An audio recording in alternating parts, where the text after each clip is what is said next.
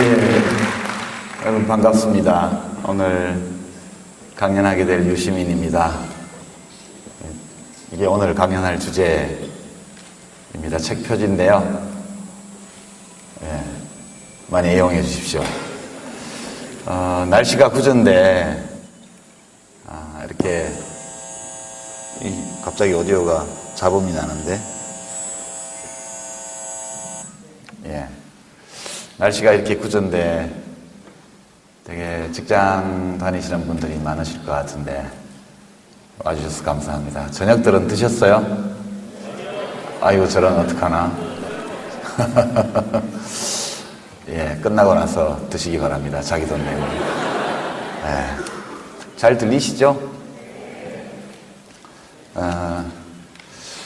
이 강연이 원래 4월 하순에 있을 예정이다가 책 나온 지 2달이 지나서 이제 첫 번째 저자 강연회를 하게 됐습니다. 네. 제가 책을 낼 때마다 저자 강연을 하는데, 이번 경우는 이제 그 전에 낸 책보다 책도 좀 재미가 적고, 주제도 무겁고, 그렇게 해서 강연 준비하면서 여러 가지 고민을 좀 많이 했습니다.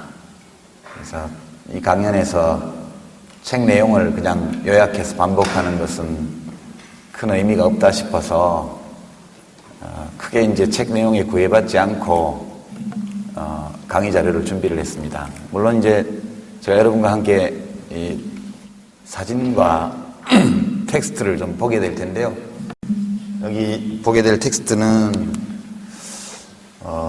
책에 있는 내용들 중에서 짤막짤막한 것들을 추렸습니다. 이야기를 이어나가기 위해서. 그리고 관련된 사진들을 좀 구해서 그렇게 해놨습니다. 보면서 함께 국가란 나에게 무엇인가, 원래 이 책 제목을 기획을 할 때 제가 나에게 국가는 무엇인가 이렇게 기획을 했었습니다. 근데 출판사에서 나에게라는 게 너무 사적으로 보인다. 그래서 국가란 무엇인가로 이렇게 됐습니다. 같은 제목의 책이 오디오가 계속 좀 울리는 것 같아요. 그죠? 예. 같은 제목의 책이 많이 있습니다. 뭐 그냥 국가 이런 제목의 책도 많고, 국가론 이런 책도 많고, 국가란 무엇인가라는 똑같은 제목을 가진 책도 아주 많습니다. 제가 국가란 뭘까에 대해서 언제부터 고민했을까 이렇게 돌이켜보면 꽤 어렸을 때부터 생각을 했던 것 같아요. 요즘 그런 게 없는데 여러분들도 어릴 때 국기 하강식 이렇게 운동장에서 공 차고 놀다가 오후 5시가 되면 갑자기 이렇게 음악이 나오고 운동장에 있는 국기계양대에 국기를 내리는 의식이 있고, 그러면 모두가 동작을 멈추고 국기 쪽을 바라보면서 가슴에 손을 얹고 이렇게 서야 했던, 그렇게 하지 않는다고 잡아갈 것 같지는 않지만 왠지 그걸 하지 않으면 뭔가 잘못하는 일처럼 느껴져서 그렇게들 다들 했었습니다. 그런 일들을 보고 또 이제 애국조회 이런 거 할 때 국기에 대한 맹세, 요즘도 있죠. 이게 자연스럽게 어릴 때부터 국가에 대해서 생각하게 됩니다. 매우 심각하게 국가라는 것이 뭐냐에 대해서 생각한 건 아마 제가 1978년도에 대학을 들어왔으니까 대학 들어온 이후였던 것 같습니다.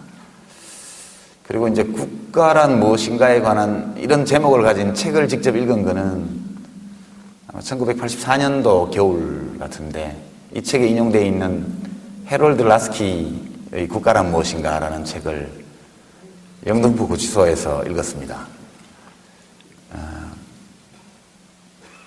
근데 심각하게 고민했던 것 같아요. 그 당시에 대학 들어온 이후로 약 2, 3년간 또는 뭐 그 뒤에 군대 갔다 온 후로 이렇게 도대체 우리가 사는 국가는 왜 이럴까? 그런 거요. 이럴 수밖에 없는 것일까? 또는 왜 우리의 국가는 이런 상태에 있는 것일까? 우리가 느끼기에 훨씬 좋은 국가가 되어 있는 다른 나라들은 어떤 과정을 거쳐서 그런 국가로 온 것일까? 당시 전두환 대통령 시절인데요. 이게 말이 되나? 저런 사람이 국가를 운영하고 있다는 게. 그때야말로 국가는 폭력이다. 권력은 총구에서 나온다. 이런 말들이 실감 있게 와닿았던 적이 없었던 것 같습니다. 제가 라스키의 책을 읽으면서 이제 처음으로 학술적인 또는 과학적인 어떤 면에서 국가에 대해서 생각을 해보게 됐던 것 같아요. 이번 책에도 인용이 되어 있습니다만, 이제 그때부터 했던 약 20년, 25년, 30년 가까이 이렇게 생각했던 문제들에 대해서 현재의 저의 생각을 이제 고전을 빌려서 정리를 한 건데요. 그 얘기를 한 40여 분 정도 우리가 하고, 여러분들이 해주신 질문, 이런 것들 또 하시게 될 질문에 대해서 제가 또 말씀을 드리고, 이렇게 해서 뭐 한 9시 한 20분이나 이때 9시 30분 이 정도까지는 끝내야 또 사인을 받으시려고 하시는 분들이 계셔서 여기 10시까지 대관이 되어 있기 때문에 되도록 강연은 9시 반 이전에 끝나도록 그렇게 하고, 강연 끝나면 바로 원하시는 분들 사인을 해드리고 그렇게 해서 오늘 마치도록 하겠습니다. 몇 가지 키워드로 국가에 대해서 오늘 생각해 보려고 합니다. 첫 번째 키워드가 자유라는 것인데요. 여기 이제 헨리 데이빗 소로의 말을 인용을 했습니다. 나는 누구에게 강요받기 위해 태어난 것이 아니므로 내 방식대로 숨을 쉬고 내 방식대로 살아갈 것이다. 시민의 불복종, 원죄는 시민정부에 대한 저항, 이런 제목으로 썼던 에세이죠. 되게 이제 우리가 어렸을 때 생각을 해보면 이런 교육을 많이 받았죠. 국가가 있어야 내가 있다. 그죠? 국가가 잘 돼야 나도 잘 되지. 국가 없이 어떻게 내가 존재할 수 있느냐. 나보다는 국가가 중요하다. 동의하십니까? 안 하세요? 국가 간의 의심스러운 분들.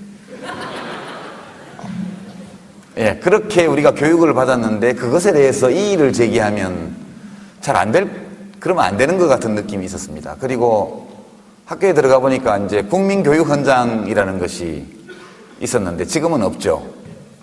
그것은 이제 참 재밌는 헌장인데, 그 국민교육헌장을 전부 다 외우도록 그때 돼 있어서 시험도 보고 이렇게 했습니다. 그 첫 문장이 보면 우리는 민족중흥의 역사적 사명을 띠고 이 땅에 태어났다. 그렇게 시작합니다. 뭐 내용에 보면 저마다의 소질을 개발하고 뭐 어쩌고 해가지고 안으로는 뭐 국가 발전에 기여하고 밖으로는 인류 공영에 기여하고 이런 등등의 내용이 나오는데, 그 국민교육헌장을 보면 온 국민이 다 내가 이 세상에 온 목적, 이유, 사명 이런 것들을 민족 중흥에 맞추도록 그렇게 국민을 교육하기 위한 헌장이었죠. 여러분들은 민족을 중흥하기 위해서 세상에 왔습니까? 뭘 하기 위해서 이 세상에 온 분이 있습니까? 손 들어 보십시오. 없죠? 와보니까 이 세상에 있는 거죠. 어느 날 눈 떠보니까 이 세상에 있는 것이지, 뭘 하기 위한 사명을 받고 이 세상에 온 사람은 없다, 이렇게 생각합니다. 축복받은 출생이든 혹은 아빠의 실수에 의한 또는 술김에 생긴 생명이든, 여하튼 우리 모두는 어느 날 갑자기 이 세상에 그냥 던져진 존재입니다. 처음에는 내가 누군지도 몰랐고 내가 여기 있는지도 몰랐지만 의식이 형성되고 이렇게 되면서 나라는 존재가 이 세상에 있다는 것을 알게 되죠. 왜 왔나? 나는 무엇 때문에 왔나? 이런 생각도 해봅니다. 그런데 여기 소로는 강요받기 위해 태어난 것이 아니다, 이렇게 얘기하고 있죠. 그러니까 무엇인가 나라는 존재는, 내 인생은 내가 원해서 이 세상에 온 것은 아니고 그냥 와서 눈 떠보니까 이 세상에 있지만 이 세상에 살러 온 거라는 거죠. 무엇을 위해서 이 세상에 온 존재, 어떤 위대한 목적, 숭고한 목적의 수단으로서 이 세상에 온 것이 아니라, 우리 자신이 삶의 주인으로서 이 세상에 살러 와 있는 존재라는 관점에서 그렇게 이야기를 합니다. 그때 이제 우리에게 제일 중요한 자유죠, 자유. 국가가 최초로 우리에게 인식되는 것은 저의 경우에도 자유를 속박하는 존재가 아니었나 싶어요. 그러니까 하지 말아야 할 말, 하지 말아야 할 행동, 그리고 심지어는 하지 말아야 할 생각까지 국가가 규정해주고 있죠. 국가라는 것은 원초적으로 느껴지기에 속박, 나의 자유에 대한 구속의 주체로 느껴집니다. 길거리에 다니는 경찰관, 그렇죠? 교통순경, 모두가 나로 하여금 내 마음대로 하지 못하게 만드는 그런 존재로 느껴집니다. 국가라는 추상적인 어떤 존재는 그런 일상적인 모습으로 우리한테 나타납니다. 국가는 사람들의 자유를 제약하죠. 누구나 다 국가를 나의 자유를 제약하는 존재로 느낍니다. 근데 이제 국가와 개인 간의 관계에서 볼 때 가장 중요한 질문이 국가가 개인에게 가하는 자유의 속박, 이것을 어떻게 정당화할 수 있는가라는 문제가 아닐까 생각해요. 이것은 자연스럽게 늘 문명은 억압이고 국가는 질서를 유지할 임무를 갖고 있고 인간은 속박하지 않으면 방종하기 쉬우므로 국가라는 존재는 필연적으로 개인의 자유를 속박할 수밖에 없다. 보통 그렇게 이야기를 합니다. 그러면 이런 내 삶의 주인은 내 자신이고 나는 내가 원하는 방식으로 살아가고 내 스스로 설계한 대로 인생을 살아가고 내가 원하는 꿈을 추구하면서 살아갈 수 있어야 행복을 느끼는 그런 삶의 주체인데 국가는 불가피하게 나의 자유를 속박합니다. 그럼 국가가 나의 자유를 속박할 때 이 속박은 정당한 것인가? 정당하다면 왜 정당한가? 이런 문제들이 근원적인 문제라고 할 수 있습니다. 그에 대한 존 스튜어트 밀의 대답은 매우 명료하죠. 국가는 다른 사람에게 해를 끼치는 것을 막기 위한 경우 말고는 구성원의 자유를 침해하는 그 다른 어떤 권력 행사도 정당하지 않다. 이렇게 단 하나의 원리를 천명했죠. 그러니까 되게 우리가 어렸을 때 성장하면서부터 국가를 속박으로 느끼게 되는 거. 근데 학교 선생님도 우리에게 속박을 엄청나게 하죠. 학교 선생님은 국가의 공무원, 이거 국가가 정해준 교육 내용을 우리에게 가르치고 국가가 지어준 집에서 국가가 정해진 시간에 정해준 시간대로 학생들을 붙들어 놓습니다. 국가가 정해놓은 규칙대로 행동하도록 강제하죠. 우리가 아주 어렸을 때부터 만나는 국가의 모습입니다. 되게 그런 국가의 속박은 내가 어떤 개인이 다른 사람의 자유를 부당하게 침해하지 못하도록 막기 위해서 나의 자유를 제한하는 경우에만 정당하다. 이것이 국가를 생각할 때 가장 중요한 측면이 아닌가 이렇게 저는 받아들입니다. 오늘날 우리 대한민국이라는 이 국가도 우리의 자유에 심각한 제약을 가하고 있는데요. 우리가 일상적으로 국가에 의해서 받고 있는 제약, 우리들의 자유에 대한 제한 이런 것들 중에서 저 존 스튜어트 밀의 논리에 의해서 정당화할 수 없는 속박이 있습니까? 느끼시나요? 어떻습니까? 여러분들은 못 느끼시나요? 예. 실제로 그런 것이 많이 있죠. 예를 들어서 유모차에 아이를 태워서 촛불을 들고 시내에 나가는 것이 누구의 자유를 침해하느냐? 교통 흐름을 강제로 중단시키지 않는다면 사실 누구에게도 해를 끼치지 않죠. 그렇습니다. 그렇지만 입건이 많이 되죠. 벌금도 받고. 예. 미네르바 박대성 씨가 전기통신기본법으로 그때 구속 기소됐다가 무죄 판결을 받았죠. 국가라는 것은 묘한 존재입니다. 행정부에 속하는 경찰과 검찰이 그 사람이 인터넷에 올린 글을 문제 삼아서 죄를 물어서 구속을 했고 그의 자유를 박탈했는데 역시 국가기구의 일부인 법원이 그에게 자유를 되돌려줬죠. 그러나 그의 자유를 일정 기간 속박했던 국가의 행위, 이런 것은 그의 자유를 박탈한 행위인데 박대성 씨의 글이 누군가의 자유를 부당하게 제한했습니까? 그런 적이 없죠. 국가가 가하고 있는 많은 속박들, 자유에 대한 속박들 중에는 정당화하기 어려운 것이 아직도 굉장히 많다고 저는 생각해요. 예를 들어 국가보안법. 제가 정치인인데 약간 위험한 발언일 수도 있지만, 예.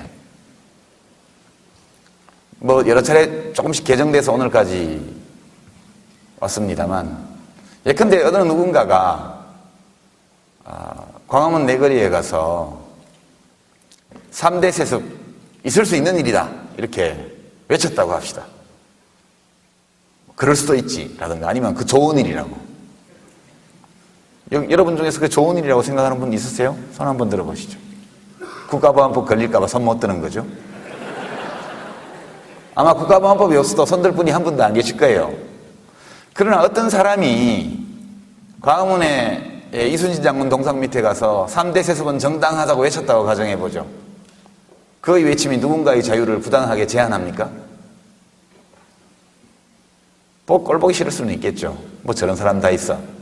정신이 좀 어떻게 됐나 봐. 그러나 그것이 나의 자유를 부당하게 제약하는 것은 아닙니다. 이 행위를 처벌할 수 있도록 돼 있죠. 누구의 자유도 부당하게 침해하지 않는 어떤 사람의 자유로운 행동, 이것이 그의 자유를 박탈하는 사유가 될 수 있습니다. 우리나라는. 그렇게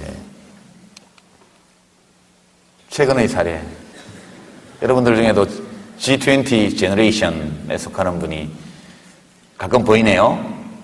이런 세대가 G20 세대가 있는지는 모르겠지만 있다고 정부에서는 주장합니다. 예, 이게 유명한 쥐벽서. 이 포스터 위에 저 쥐를 그린 분의 행위가 그 창작의 자유, 열정, 이것을 표현해본 그 행위가 여러분들의 자유를 부당하게 제약했습니까? 전혀 제약하지 않았죠. 예, 이걸 그린 분은 아마 이 포스터 한 장을 더럽힌 거일 수는 있겠죠. 그죠? 포스터 값을 물어줘야 될 거예요. 부당하게 국가의 재산을 손괴했기 때문에. 아무런 설명도 붙어 있지 않죠? 그냥 쥐가 청사초롱을 들고 있을 따름인데 저 그림 속에서 어떤 정치적 의도를 보고, 예, 참 놀라운 능력이죠. 우리나라 경찰관들과 검사들은 독심술을 하는 분들입니다. 그가 어떤 목적으로 저 쥐를 그려놨는가에 대해서 심심해서 낙서한 겁니다. 이렇게 말하면 될 수 있는 문제죠. 그러니까 웃자고 어떤 개인이 한 일을 죽자고 국가가 덤벼드는 그런 상황입니다. 이건 제가 말씀을 드렸고요. 예, 아까 유모차 부대 광우병 촛불 집회입니다. 교통을 방해했죠. 그죠? 교통을 방해했습니다. 다 잡아넣어야 돼요. 저 시간에 버스를 타고 택시를 타고 혹은 자전거를 타고 청계광장이나 서울시청 광장을 지나갈 사람의 자유를 침해했죠. 저는 그렇게 생각합니다. 부당하게 침해했나요? 부당하게 침해한 건 아니라고 생각합니다.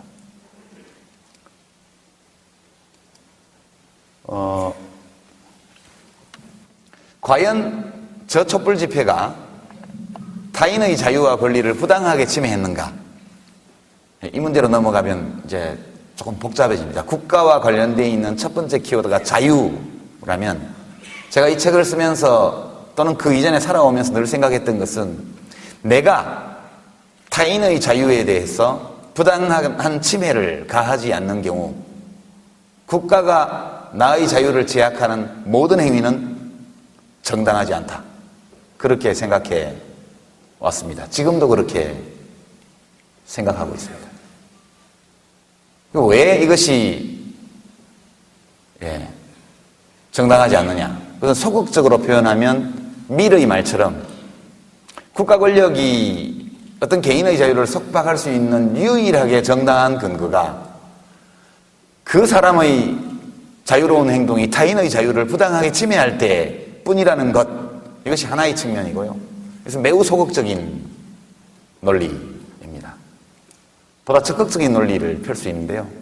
정의라는 키워드로 말할 수 있을 것 같습니다. 이 책 제일 마지막 부분, 거의 마지막 부분 가서 이제 라이놀드 니버라는 신학자, 미국 신학자를 인용해서 정의의 문제를 좀 다뤘습니다. 이 책은 제가 고등학교 3학년 때인가 대학교 1학년 때 돌아가신 저희 아버지가 읽어보라고 하셨던 책이에요. 도덕적 인간과 비도덕적 사회. 그때 읽었을 때는 잘 모르겠더라고요. 무슨 말인지. 알 것 같기도 하고. 이번에 다시 읽으면서 정말 좋은 책이다. 이런 이제 생각을 하게 되었습니다. 제가 교양이 부족해서 당시에는 그 책을 소화할 수가 없었던 것이 원인이었다고 생각합니다.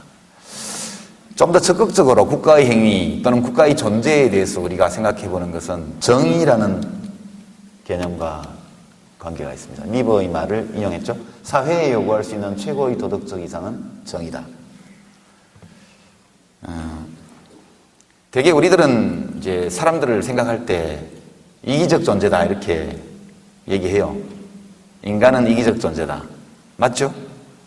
그런데 이기적 존재인데 그냥 이기적 존재가 아니라 왕왕 이타적 행동을 하는 이기적 존재다 이렇게 말을 합니다. 국가는 이기적 존재이면서도 왕왕 이타적인 행동을 하는 인간 존재와 결부되어 있는 어떤 조직이라고도 말할 수 있죠. 우리가 이기적으로 태어나기 때문에 되게 우리가 개인을 놓고 볼 때 니버가 말한 것처럼 개인을 중심으로 놓고 볼 때 제일 아름다운 것, 최고의 도덕적 이상이 뭐냐 하면 이것은 이타성이 되겠습니다.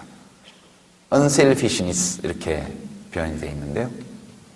그러니까 인간 자체가 원래 이기적이고 자기중심적이기 때문에 그 본능을 거슬러서 행동하는 것, 이것이 매우 어려운 일이고 선한 일이다 이렇게 해서 개인에 대해서는 우리가 이타적 행동을 하는 것을 최고의 선으로 여깁니다. 국가에 대해서는 그렇지 않죠. 국가에 대해서는 또는 사회에 대해서는 대한민국이 소위 unselfish하게 이타적으로 행동하면 어떻게 됩니까? 국민 세금을 걷어다가 동티모로에 왕창 갖다 주면 이타적 행동이 되겠죠?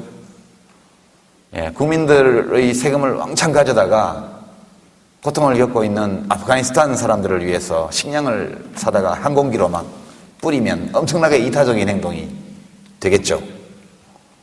이런 일을 하는 대통령은 어떻게 될까요? 당장 쫓겨나죠.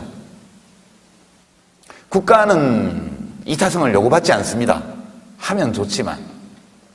국가는 뭘 하는 존재냐? 국가는 어떤 좋은 국가라고 말하는 것, 혹은 국가를 중심에 놓고 볼 때 최고의 도덕적 이상은 뭐냐? 정의다. 이것이 니버의 주장입니다.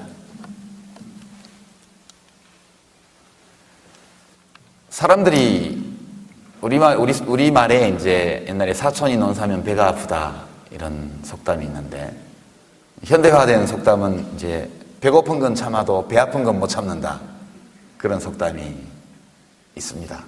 여러분들 중에서 경제학을 전공한 분들이 계실지 모르겠지만 경제학에서는 인간을 이기적 존재로 보고 그 사람의 행복의 수준은 그 사람이 소비하는 재화와 서비스의 양에 달려있다 이렇게 말하지만 그렇지 않죠. 우리들은 되게 늘 남이 뭘 하는지를 보면서 살아갑니다. 소나타 승용차 정도면 상당히 괜찮은 자동차인데 옆에 누군가 페라리를 또는 포르쉐를 몰고 나타나면 갑자기 소나타 2.0이 초라해 보입니다. 늘 인간은 하면서 살아가는 존재이기 때문에 관계가 매우 중요합니다. 우리가 사회에 대해서 생각하고 국가에 대해서 생각할 때 정의롭지 못해. 이 사회는 잘못돼 있어.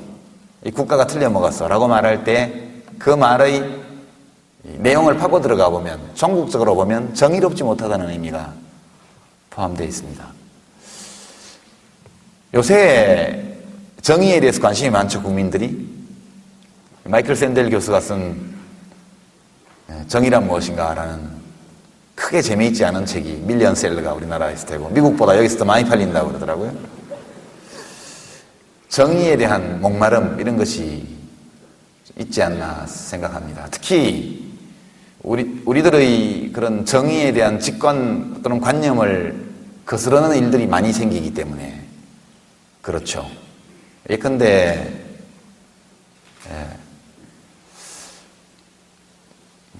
좀 조심해야겠다.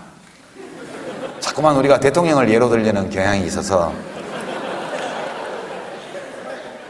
그분이 공정사회를 말씀하셨는데요. 요즘 보면 사회가 온통 비리투성이다 이렇게 말씀하시는데 사회가 온통 비리투성이가 되는데 본인이 기여하신 바는 없는지 이런 것들에 대해서 우리가 많이 의문스러워 하고 있습니다. 예전에 선거에 출마해서 불법 선거운동을 하고 관계된 참모를 해외 도피시키고 그런 일들도 있었고요. 예. 요즘 4대강 사업 같은 거 오늘 비 많이 와서 여주 입후보가 지금 어떻게 되는지 모르겠는데 이런 것들도 모 상업고등학교 출신들이 낙동강 사업의 한 구간의 공사를 몽땅 독점했다든가 그때 여러분들은 뭔가 이것은 부당하다 이런 느낌을 많이 가지실 겁니다. 정의에 대한 관념은 매우 직관적인 것이라고 저는 생각해요. 애들도요, 과자를 나눠줄 때 다른 애들은 한 봉지를 주면서 자기한테는 반 봉지만 주면 몹시 화를 내죠. 이 공평함, 평등, 그러니까 같은 것을 갖게 이유가 없다면, 다른 이유가 없다면 똑같이 해주라는 거. 이런 것이 정의와 관련된 기본관념입니다. 근데 우리 사회에서 그게 헤쳐지는 경우가 대단히 많죠. 예컨대 조선 산업이 잘 나갈 때 엄청난 돈을 벌었던 회사의 사주가 조선업계가 불황에 빠져서 수주가 끊기니까 곧바로 노동자들을 다 해고해버리는 이런 일들. 최근에 한진중공업 사태 같은 거요. 유성기업, 이교대, 막교대로 하니까 밤새도록 작업을 해야 되는 조가 있어서 우리도 새벽에 잠 좀 자고 싶어요 라는 이 소박한 소망, 이런 것들을 요구한다고 해서 직장 폐쇄하고 그동안 돈 그렇게 많이 벌어줬던 자기 직원들을 전부 불법을 저지른 사람으로 몰아서 지금 가고 있습니다. 학교에서 교직원 식당을 잘 지어놓고 외부 급식업체들이 들어와서 오픈해가지고 맛있는 밥을 팔면서 그 건물을 청소해주는 아주머니들은 청소 도구함이 있는 그 공간에서 맨바닥에 앉아서 밥 먹게 만드는 거, 이런 거 정의로운 게 아니죠. 정의에 대한 우리들의 관념을 심각하게 침해합니다. 이런 일들이 너무너무 많이 벌어지기 때문에 지금 사람들이 국가를 생각할 때 가장 많이 느끼는 것이 정의라는 게 아닌가. 그래서 이 책에도 이 문제에 대해서 많은 얘기를 담았습니다. 몇 가지 사진들을 기억하기 싫은 사진들입니다. 지금 사라지고 없는 용산 남일당 빌딩. 여기 지금 김진숙 민주노총 지도위원이 이건 옛날 사진이다. 옛날 다른 크레인 농성 사진입니다. 맞구나. 한진중공업 축소 폐시하는 정리해고 처리하라. 지금 저기 벌써 몇 달째 지금 저 위에서 농성하고 있죠? 맞네요. 유성기업 파업입니다. 이런 일들이 지금 사회에서 많이 벌어지고 있습니다. 이런 일들이 벌어지는 것에 대해서 국가는 시장에서 근로계약이라는 자유로운 계약에 의해서 일어나는 일이기 때문에 국가가 할 일은 대개 폭력 사태가 일어나거나 불법 시설물 점거가 있을 때 공권력을 투입해서 질서를 유지하는 것이다. 대개 그렇게 이야기를 하고 있습니다. 그러나 이런 일들은 우리들의 직관을 심각하게 침해하고 있죠. 그래서 이제 국가로 한번 넘어가 봅니다. 키워드를 빨리빨리 볼까요? 여기 대한민국 헌법 제1조는 제가 말씀 안 드려도 아실 거고요. 주권이라는 문제로 넘어가 봅니다. 여기 이제 전통적인 국가론을 편 사람들의 주장의 여지들이 나와 있습니다. 이건 토마스 홉스, 국가는 모든 사람을 하나의 인격으로 통일한 것이므로 주권자의 행위는 곧 시민들 자신의 행위다. 여기서 주권자는 옛날에 전제군주를 말하는 겁니다. 천재군주의 행위는 곧 국민의 행위이기 때문에 천재군주가 어떤 행위를 하든 처벌할 수 없다, 이런 논리를 폈고요. 아까 유성기업 사태나 한진중공업 사태를 보면 이 말이 맞다는 생각이 들지 않습니까? 현대국가는 부르주아즈의 일상사를 처리하는 위원회에 지나지 않는다. 예. 노사 협상을 제대로 안 하고 그냥 노동자들, 직원들 착취하고 그렇게 해서 폭력 사태가 벌어지면 국가가 경찰을 보내서 다 해결해 줍니다. 이런 것이 바로 마르크스가 말했던 부르주아즈의 일상사를 처리하는 위원회로서의 국가의 기능. 그러나 플라톤은 3000년 전에 국가는 정의 실현을 목적으로 하는 인간 공동체이다, 이렇게 말했는데 여기에 비춰보면 심각한 문제가 있죠. 강의가 좀 다소 정신없이 흘러가는데요. 이제 마무리로 한번 들어가 보겠습니다. 총체적으로 보면 이 책은 별로 인기가 없는데, 제가 느끼기에 책을 출판하고 나서 인기가 없는데, 그것은 이제 필자의 인격에 대한 결함, 이런 것 때문에 아마 필자의 인격적 결함에 대한 여러 주장, 이런 것들 때문에 상당히 괜찮은 책임에도 불구하고 시장에서의 반응이 신통치 않다, 이런 느낌이 있습니다. 사람들은 국가에 대해서 관심이 많아요. 지금 많은데 전체적으로 우리 대한민국의 상황을 보면 아주 생지옥이다, 이렇게 말하기는 어렵다고 봐요. 나름 법질서도 서 있고 또 나름 또 사람 사는 그런 상식이나 이런 것들이 통용되기도 하고, 하지만 국가가 하고 있는 행위를 보면 상식이 아주 파괴된다는 느낌을 많이 주는 그런 상황에 있습니다. 일일이 이명박 정부 출범 이후 대한민국이라는 국가의 상황에 대해서 말씀 안 드리겠습니다. 그렇게 말하면 야, 너것들이 하고 있을 때는 얼마나 잘했냐, 이 얘기가 바로 나오고, 지난 참여정부 때 했던 일들에 대해서 반성하고 사과해라, 이런 얘기 바로 나오기 때문에 저도 그렇게 막 하기가 어려운 그런 건 있습니다만, 그래도 최근에 일어나는 이 모든 일들, 4대강 사업이라든가 부자 감세라든가 용산 참사라든가, 또는 국가가, 정부가 노사평화를 이룩하고 노동시장에서의 이 정의를 실현하는데 아무런 노력을 하지 않으면서 문제가 발생하면 오로지 공권력으로 대응하는 이런 상황, 언론을 장악하려 하고 시민들의 표현의 자유를 억압하고 헌법에 집회에 대한 허가제는 인정되지 아니한다, 이렇게 나와 있음에도 불구하고 멀쩡히 경찰청장이 나와서 오늘 촛불 집회는, 등록금 집회는 불허하기로 했다, 이렇게 발표합니다. 발칙하죠. 이런 일들이 왜 벌어질까, 이렇게 묻는다면 저는 그것을 국민이 만든 것이라고 말씀을 드립니다. 국민이 만든 것이라고 말씀드려요. 이렇게 말씀드리면 또 어느 언론에서는 유시민 이번에는 국민 탓, 이렇게 얘기를 할 텐데요. 이명박 정부는 대한민국이라는 이 국가의 권력을 5년 동안 맡아서 운영할 권한을 국민들로부터 합법적으로 받은 정권이죠. 이 정부는 국민이 세운 정부입니다. 국민의 정부를 표방하고 있지 않지만, 옛날에 김대중 대통령님은 국민의 정부를 표방하셨고, 또 노무현 대통령은 참여정부를 표방했고, 그렇습니다만 이 정부는 그냥 이명박 정부라고 그러죠. 아니, 스스로 무슨 이름을 붙이지 않고 이명박 정부라고 했습니다. 그때 처음에는 참 겸손하구나, 스스로 자기 정부의 성격에 대해서 규정하지 않고 국민들이 나의 이름을 불러줄 때까지 기다리는 거구나, 이렇게 좋게 봤는데 알고 봤더니 이명박 대통령 마음대로 하는 정부, 그런 뜻의 이명박 정부가 된 것 같아요. 그러나 어쨌든 이 정부는 대한민국 국민이 자유로운 투표를 통해서 스스로 원해서 수립한 정부라고 저는 생각해요. 따라서 심각한 불법 행위를 저지르지 않는 한 헌법이 보장한 5년 임기 중에는 교체할 수 없다, 이렇게 생각합니다. 이 마당에 이제 국민 주권에 대해서 저는 다시 좀 생각해 보게 됩니다. 이 투표권. 어떤 분들은 노태우에서 김영삼으로, 김영삼에서 김대중으로, 또 노무현으로, 이명박으로 바뀌었지만 다 똑같다, 둘 사이에는 차이가 없다, 이렇게 얘기하는 분들도 계십니다만 제 눈에는 차이가 큰 걸로 보이니 이걸 어떻게 하면 좋습니까? 저는 차이가 크다고 봅니다.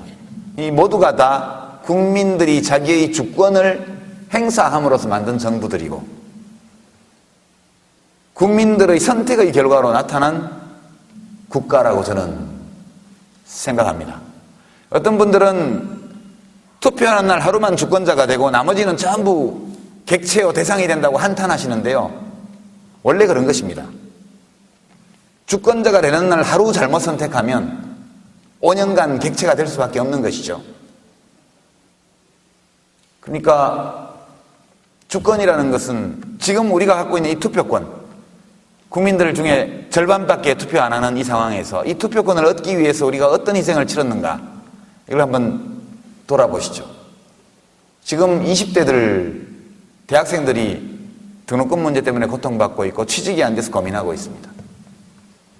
왜 국가와 정부, 총체적으로 국가, 왜 정부나 정치권, 정당들은 청년 취업 대책이나 또는 등록금 대책을 이제까지 내놓지 않은 것일까요? 제가 볼 때는 많은 이유가 있지만 가장 중요한 것은 청년들이 주권을 행사하지 않았기 때문에 그렇다는 것이죠. 어르신들이 10,000명이 모여서 데모한다고 생각해 보세요. 대책이 금방 나와요. 무슨 문제든. 대학생들이 10,000명이 모여서 데모해도 별로 눈도 깜짝 안 합니다. 왜냐? 투표날 놀러 갈 거기 때문에. 투표 안 할 거기 때문에. 지난 총선 대선에서 20대 투표율이 20%대, 30대는 30%대, 40대는 40%대, 50대 이상은 50% 이상. 투표를 이렇게 합니다. 당연히 청년들의, 대학생들의 일상적 소망과 정치적 요구를 대표해줄 정당과 정치인들이 국가 권력을 잡을 수 없죠. 따라서 국가 운영은 자꾸만 실제로 표를 행사하는 사람 중심으로 흘러가게 되어 있습니다. 이명박 대통령은 그걸 아주 잘 보여주고 있죠. 부자 감세. 돈 많고 땅 많이 가진 분들이 열렬 지지했기 때문에 확실하게 보답을 하지 않습니까? 그렇게 하고 있는데요. 이 주권의 의미에 대해서 다시 한번 저는 생각해 볼 필요가 있다, 이렇게 말씀드립니다. 6월 민주항쟁 사진인데요. 그때 대학생들입니다. 그때 대학생들. 저렇게 6월 그 더운 날 우통을 벗어젖히고 태극기를 들고 저렇게 달렸죠. 리비아 내전 사진인데요. 저기는 지금 가다피라는 독재자가 뒤늦게 주권 행사를 하려고 들고 일어난 민중과 대립해서 전투기를 동원해서 살상을 저지르고 있는 그런 상황입니다. 이것은 참고로 해석하지 않겠습니다. 대통령과 재벌 총수들의 회동. 한편에서는 노점상 단속이 이루어지고 있고요. 이런 것들이 오늘날 우리의 국가의 모습이다, 그렇게 생각하고, 이런 일을 하는 국가가 이렇게 유지될 수 있고 만들어질 수 있었던 것은 다른 누구를 원망할 수 없고 속았든, 번드르란 말에 속았든, 아니면 자기의 욕망, 소위 경제발전, 내 지갑이 두둑해지는 것에 대한 열망, 이런 열망을 이명박 대통령을 통해서 투사함으로써 이 정부를 세웠던, 여하튼 전국적으로 오늘날 이 국가가 이렇게 운영되고 있는 것은 국민 주권 행사의 결과라는 점을 다시 한번 확인할 필요가 있다고 생각합니다. 마지막으로 진보 정치가 요새 관심이 많으니까요. 진보 정치에 대해서만 한 가지. 이건 유한계급론의 베블렌의 말인데 생략하고요. 진보 정치, 하도 문제가 많으니까 한편에서는 자본주의를 극복해야 된다. 그렇죠? 자본주의를 극복해야 된다. 이것이 진보다. 자본주의를 극복하는 문제에 대해서 비전을 내놓지 않고 이 소망을 포기하는 것은 전부 죽은 진보, 가짜 진보다, 이런 주장이 있습니다. 이해할 수 있죠? 저는 이해가 됩니다, 이 주장이. 만약 사회주의가 더 좋은 대안이라면, 사회주의라는 것이 우리가 이 비난에 맞지 않는 자본주의에 비해서 더 우월한 대안이라면 저기에 다 동의할 수 있을 것 같아요. 그러나 그렇게 볼 수 있는지 문제이고, 제가 좋아하는 진보에 대한 관념은 이런 겁니다. 진보는 인간의 행복을 위해 자유를 확대하는 과정이다. 정치까지 같이 보겠습니다. 여기서 이제 막스 베버의 말을 인용한 것이고요. 정치는 권력에 참여하는 노력. 예, 이건 생략하고요. 아까 경제 문제, 한쪽으로 노점상을 폭력으로 철거하고 다른 한편으로는 재벌 총수들에게 엄청난 이익을 안겨주는 이 국가. 이게 좀 잘못된 건데, 막스 베버, 이것은 지금 인용이 잘못됐습니다. 이것은 이제 막스 베버가 아니고, 칼 포퍼가 한 말인데요. 칼 포퍼가 열린사회와 그 적들에서 한 말인데 제가 좀 잘못 적은 것 같습니다. 피지배자는 정치적 민주주의를 통해서 정치적 지배자를 통제할 수 있고 그 통제를 통해서 궁극적으로 경제 권력도 통제할 수 있다. 이렇게 되어 있습니다. 지금까지 본 것을 한번 정리를 해볼까요? 사람은 기본적으로 자유로운 존재이고 나의 자유의 행사가 타인의 자유를 부당하게 침해하지 않은데도 불구하고 국가가 나의 자유를 제약하는 것은 다 부당한 거다. 나는 자유롭게 살 권리와 자유가 있다. 그리고 개인을 중심으로 놓고 볼 때 아주 좋은 것은 이타성이지만 국가를 중심으로 놓고 볼 때 제일 중요한 것은 정의를 수립하는 것이고 정의라는 것은 특별한 이유가 없는 한 입증할 수 있는 합리적인 이유가 없는 한 사람들을 같게 다루는 것입니다. 같은 것을 같게 다른 것을 다루게 사람들이 각자 자기가 받아 마땅한 것을 받을 수 있게 해주는 것 이것이 정의로운 상태이고 국가의 기본적인 책무는 사람들 사이에 이와 같은 정의가 설 수 있도록 해주는 것인데요.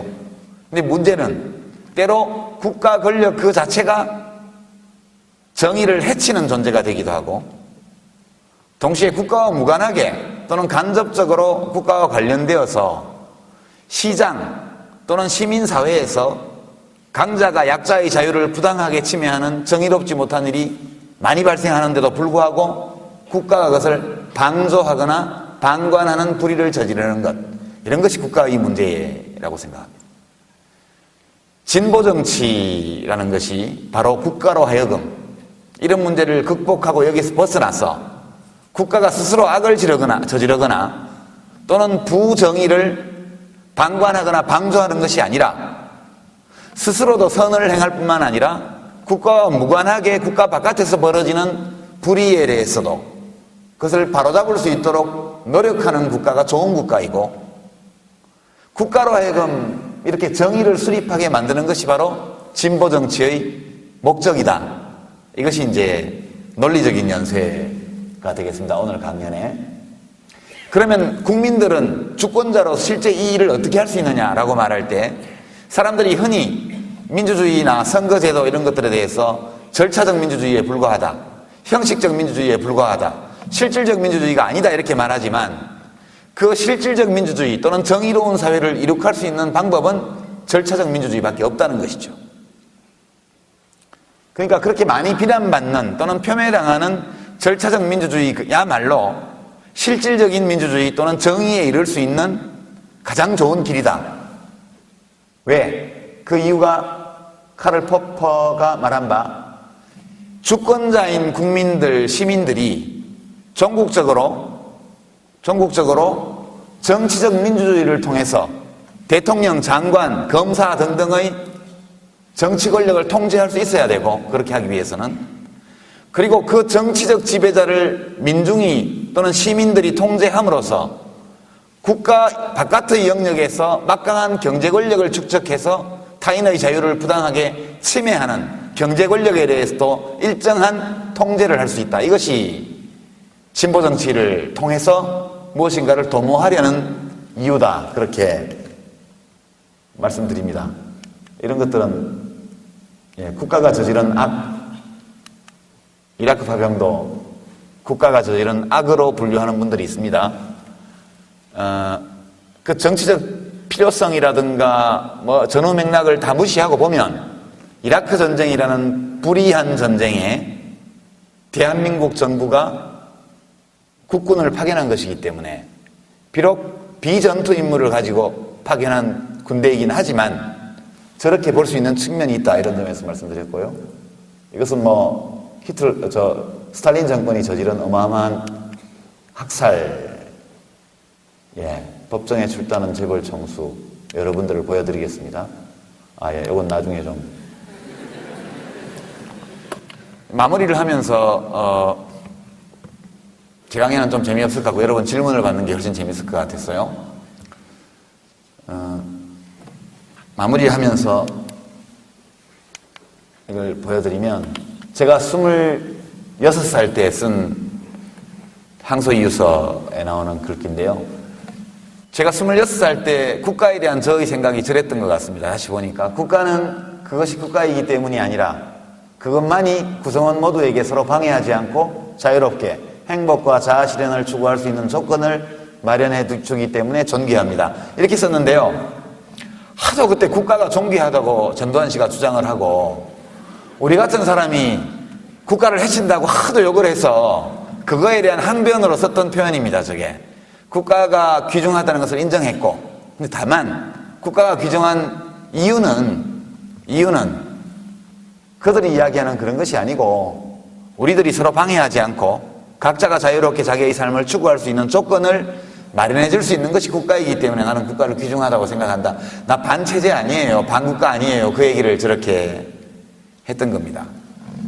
저 시기로, 저게 1985년이니까 저 시기로부터 지금 27년이 지났습니다. 27년이 지나고 나서 지금 제가 가지고 있는 국가에 대한 생각, 이것을 한마디로 말씀을 드리자면, 국가는 그 국가의 국민들이 깨어있는데 비례해서 정의로울 수 있다. 이렇게 말씀드립니다. 그러니까 가끔 정치를 하면서도 희망을 느낄 때가 있고 어떤 암담한 절망감을 느낄 때도 있습니다. 정치를 하다 보면. 희망을 느낄 때는 되게 어떨 때냐면 예기치 못한 시민들의 골기 이런 것들이 일어났을 때 잘 안 되리라고 봤는데 갑자기 사람들이 들고 일어나서 그것을 강력히 원한다는 의사표시를 해올 때 이때 우리 정치에도 희망이 있구나. 정치에 희망이 있다는 것은 곧 국가에도 희망이 있다는 뜻이고 국가에 희망이 보인다는 것은 우리 각자의 삶에도 더 밝은 희망이 있다는 것을 의미하죠. 반면 너무나 명백한 문제를 놓고도 국민들이 침묵할 때 의사표시를 하지 않을 때 이럴 때 참 암담합니다. 지금 제가 느끼기에는 우리 정치에 대해서 그것이 진보 정치든 보수 정치든 국민들이 관심을 놔버린 것 같은 느낌. 그러니까 국민들이 어떤 적극적인 의사표시를 더 이상 하지 않는 상태. 그런 상태 같아요. 지난 정부 때 같으면 이 정도로 욕먹을 일을 하면 광화문 광장이 날마다 미어 터졌을 것 같아요. 그러니까 한칠레 FTA를 둘러싸고 벌어졌던 농민 시위를 한번 돌이켜 보시죠. 한 EU FTA를 지금 비준 동의까지 다 끝내서 이제 발효됩니다. 단 한 건의 농민 시위도 없었어요. 그렇죠? 대학생들이 등록금 때문에 그렇게 아우성을 이제 와서 치기 시작하는데 그동안에 대학생들이 아무런 목소리를 내지 않았습니다. 지난 정부 때는 장사가 안 된다고 솥단지 들고 와서 여의도에 와서 막 팽개치고 데모를 했는데 지금은 매월 몇만 개씩의 작은 자영업체들이 문을 닫고 있어도 아무도 시위하지 않습니다. 이명박 대통령은 굉장히 성공한 대통령이에요. 그런 점에서 왜 안 하냐고 물어봤더니 해도 소용이 없기 때문에 안 한다고. 그러니까 지금은 제가 느끼는 상황은 이명박 대통령 정부가 잘하고 있다 못하고 있다 대한민국이 어느 정도 좋은 나라다 아니다를 떠나서 시민들이 자기의 의사표시를 적극적으로 하기를 포기한 상태, 이런 상태가 아닌가 싶어서 마음이 좀 무겁고 정치하는 사람으로서 굉장히 죄송하게 생각합니다. 그러나 종국적으로 볼 때 우리들이 훌륭한 삶을 살고 싶은 존재들인데 우리들의 훌륭한 삶을 가능하게 하려면 국가가 더 훌륭해져야 한다고 생각하고요. 국가가 더 훌륭해지기 위해서는 정치가 더 훌륭해져야 하고 훌륭한 정치를 하기 위해서는 정당과 정치인들이 더 훌륭해져야 된다고 생각하고 더 훌륭한 정치인들이 더 훌륭하게 정치를 하려면 시민들이 의사표시를 하고 비판하고 격려하고 참여하고 이런 것들을 해야지만 가능하다 이렇게 생각합니다. 그러나 현재의 상황은 정치를 하고 있는 입장에서 물 흐름이 없는 바다 위에 배가 떠 있는 것 같은 느낌, 이런 느낌을 매일매일 강하게 받습니다. 이런 정도 저희 푸념 겸 강연을 마치고요. 이제 여러분들이 주신 질문에 대한 말씀을 드리도록 그렇게 하겠습니다. 고맙습니다.